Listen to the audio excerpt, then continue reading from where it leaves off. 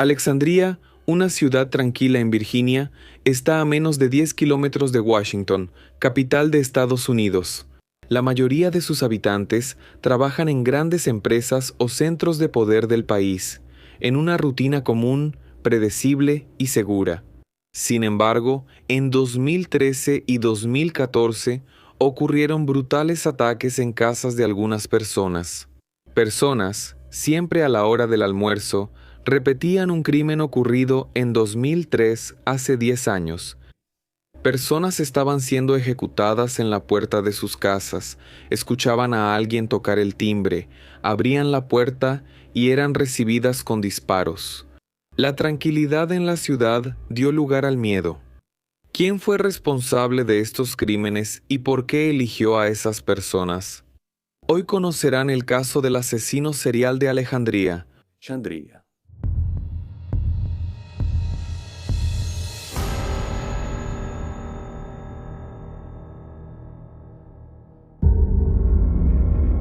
El 5 de diciembre de 2003, Nancy Dunning tenía planeado almorzar con su esposo y uno de sus hijos durante el descanso de ellos.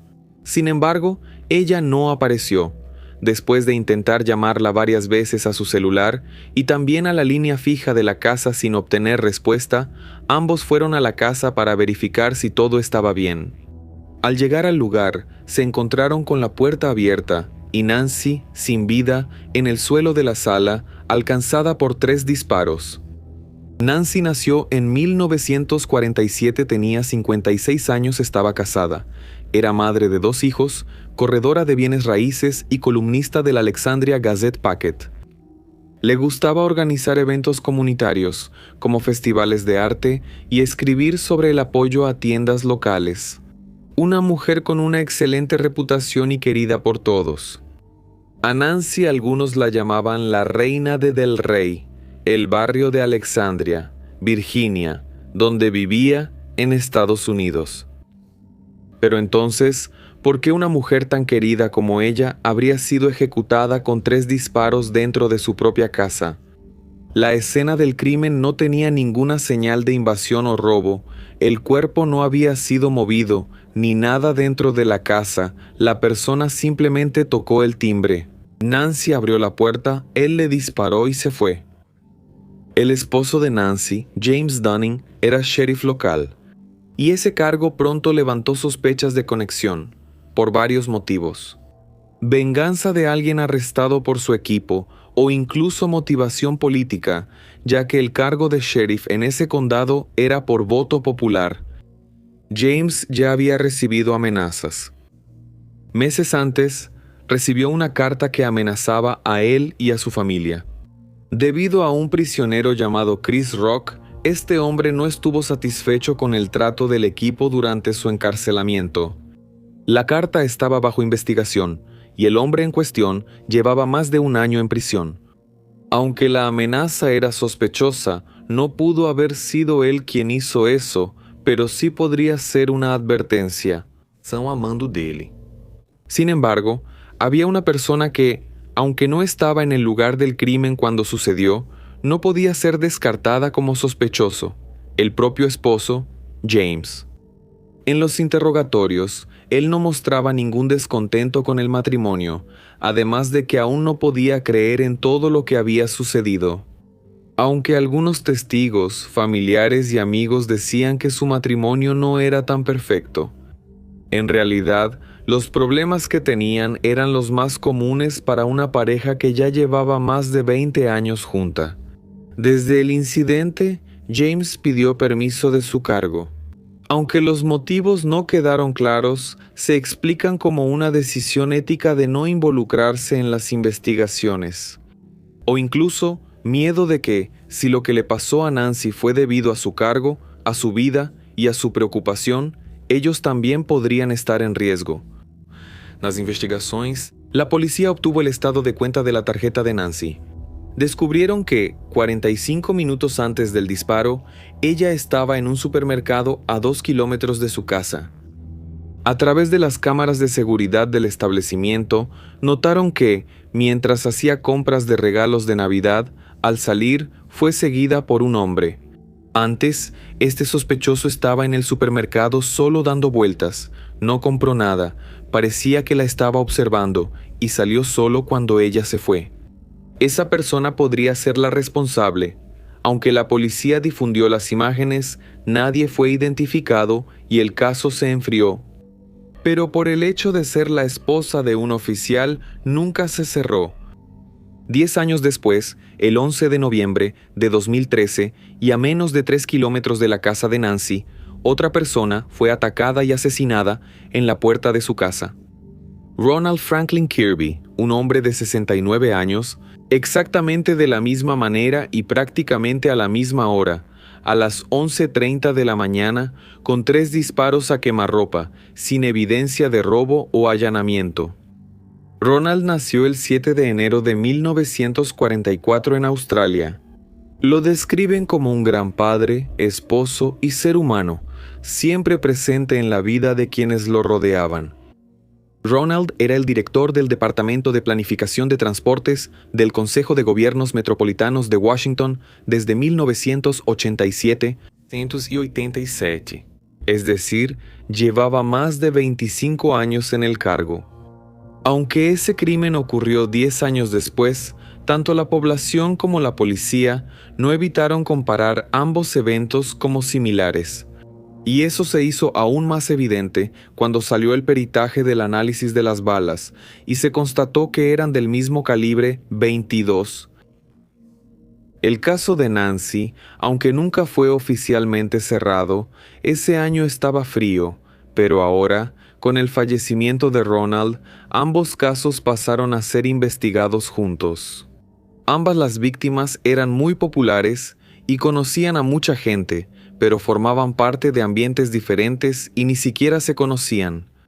Al comprobarse la relación entre ambos casos, James, esposo de Nancy, fue descartado como sospechoso, pues, además de no tener un arma calibre .22 registrada a su nombre, también se constató que no tenía ninguna relación con Ronald.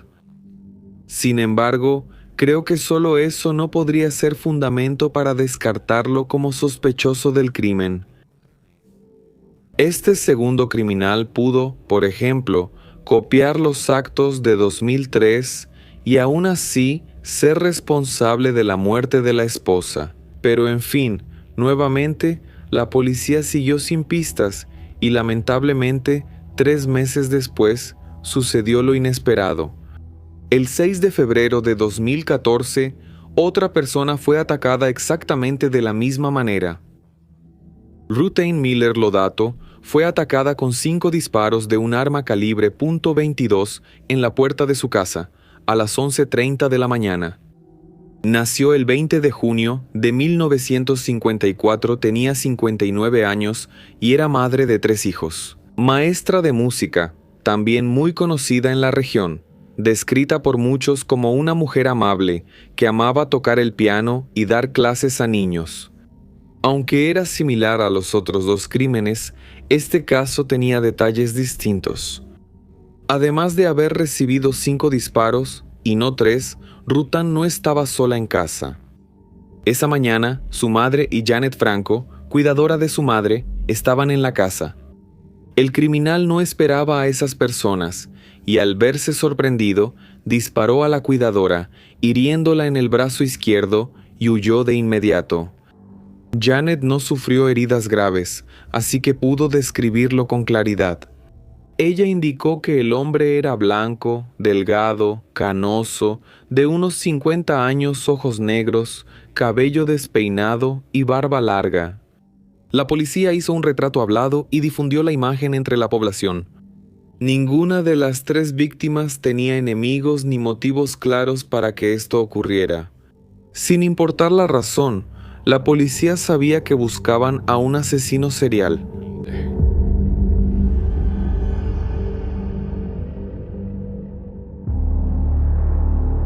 Tras divulgar el retrato hablado y sospechar conexión entre víctimas, la policía recibió pistas y consejos, y una de ellas los llevó hasta un hombre llamado Charles Steinhardt Severance. Su apariencia física, como ser blanco, delgado, tener el cabello canoso y barba larga, encajaba perfectamente con la imagen del retrato hablado. Charles vivía con su novia en una ciudad a 64 kilómetros de Alexandria, lugar donde ocurrieron todos los crímenes. El policía que fue hasta allá, lamentablemente, no encontró a nadie en casa, pero dejó una tarjeta de presentación y una nota en la puerta, informando que buscaba a Charles y le pedía que se presentara en una comisaría. Déjame hacer un paréntesis para comentar algo más. ¿Qué clase de policía es ese que, buscando a un sospechoso, posible asesino serial, deja una nota en la puerta avisando «Necesitamos hablar contigo»? Un hecho extraño, pero ¿eso fue realmente lo que pasó? Charles, por otro lado, obviamente se enteró, por esa nota, de que la policía estaba intentando hablar con él. Y lo que hizo podemos considerar como increíble. Fue a la embajada de Rusia en Washington a pedir asilo, alegando sin pruebas que era perseguido por Alexandria. La embajada negó la solicitud.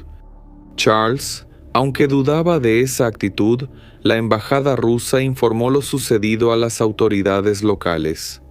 Esa actitud solo aumentaba las sospechas, pues quien nada debe, nada teme. La policía emitió una orden de registro y embargo para su domicilio. Solo la novia estaba en la propiedad. Dijo que Charles había salido, pero no sabía a dónde. Durante la inspección en la casa, no se encontraron evidencias que pudieran vincularlo directamente con los crímenes. Pero la policía halló algo sospechoso. Cápsulas de arma calibre .22 compatibles con las usadas en los 3 crímenes. El 13 de marzo de 2014, poco más de un mes tras el último crimen, Charles fue hallado en un motel barato en Virginia Occidental. Como no encontraron el arma en la casa, la policía estaba preparada para una posible reacción de su parte. Pero al ser capturado, no ofreció resistencia y no se le encontró ningún arma. Charles nació el 25 de septiembre de 1960, tenía 53 años, era licenciado en ingeniería mecánica, pero era un hombre despreocupado por las responsabilidades. No lograba mantenerse mucho tiempo en ningún trabajo, sus relaciones no eran duraderas, vivía, con la ayuda de beneficios del gobierno, en un departamento de una sola habitación. Pero, a pesar de todo eso, tuvo el valor de postularse para la alcaldía de la ciudad de Alejandría. Pero la gente nunca lo tomó en serio. En un debate público, salió corriendo con una bandera de Estados Unidos y en otro empujó a un ciudadano. Charles fue ridiculizado toda la campaña. En el cuarto de motel donde fue capturado, la policía halló un cuaderno con sus comentarios escritos. Pensamientos hablando mal de la policía local y del gobierno, todos muy fuera de la realidad y algo delirantes. Había incluso un poema. Ni siquiera sé si se puede considerar eso como un poema, porque eran más bien palabras sueltas que decían golpear, hablar, entrar, matar, salir, asesinar. Investigando más a fondo sobre el pasado de Charles, se descubrió que, a principios de los años 2000, él formó parte de una disputa por la custodia de un hijo que tuvo con una mujer. En una de esas breves relaciones, además de perder el proceso, la justicia decidió que él no debía mantener ningún contacto con el niño. Él quedó muy devastado y, como consecuencia, pasó años guardando eso dentro de sí, y no logró superar la situación, desahogándose con conocidos de que eso era culpa de los agentes de Alejandría. Sobre las víctimas, la policía notó algo que las vinculaba al sospechoso. Nancy era esposa del delegado, quien ejecutó las órdenes judiciales sobre la custodia del hijo de Charles. Ruth Tain era hermana e hija de jueces jubilados, y uno de ellos fue el responsable de la decisión del tribunal. Por su parte, Ronald, que, aunque no tenía una conexión directa con su caso, era empleado del sector gubernamental que tramitó la decisión judicial. O sea, lo que Charles estaba haciendo era vengarse de un miembro de la familia por otro. Aunque no encontraron un arma, la policía tenía la evidencia de las balas en la casa y de los escritos en sus cuadernos. Y esas relaciones de las víctimas con personas que formaron parte de su proceso judicial. Siendo así, Charles fue acusado formalmente, y el juez ordenó que fuera juzgado en otro condado, el condado de Fairfax, en Virginia, pues sería muy difícil encontrar un juez imparcial en la ciudad de Alexandria, dándole así a Charles el derecho de tener un juicio más justo.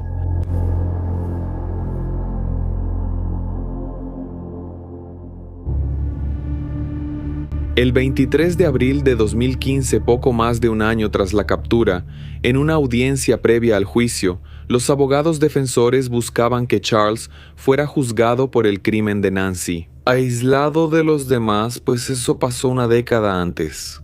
La jueza no aceptó, pues consideró que, aunque los crímenes ocurrieron en distintos momentos, todos estaban conectados. Ya durante el juicio, en el cual Charles se declaró inocente de todas las acusaciones, su abogado citó los escritos encontrados en el motel. Dijo que, aunque en ellos se incitara a la violencia o se hablara mal de la policía, ninguno mencionaba directamente el nombre de ninguna de las víctimas. Y de hecho, el investigador del caso confirmó eso. Sin embargo, reiteró que había notas específicas sobre cómo se cometieron los crímenes. Como la hora, casi siempre a las 11:30 am, y la manera de sorprender a las víctimas en la puerta de su casa. Tras 13 horas de deliberación, el jurado llegó a un veredicto. Charles fue hallado culpable de todos los cargos. Fue condenado a 3 cadenas perpetuas, más 48 años sin derecho a libertad condicional. También $400,000 en multas para la familia de las víctimas.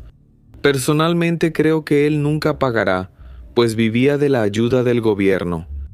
En 2017, él presentó un recurso en el Tribunal de Apelaciones de Virginia. Su abogado alegó que es inocente y que sufría de esquizofrenia paranoide. El Estado pidió un análisis mental, cuyo informe concluyó que él no padece ninguna enfermedad. Negaron el recurso y Charles, de unos 65 años, sigue en prisión.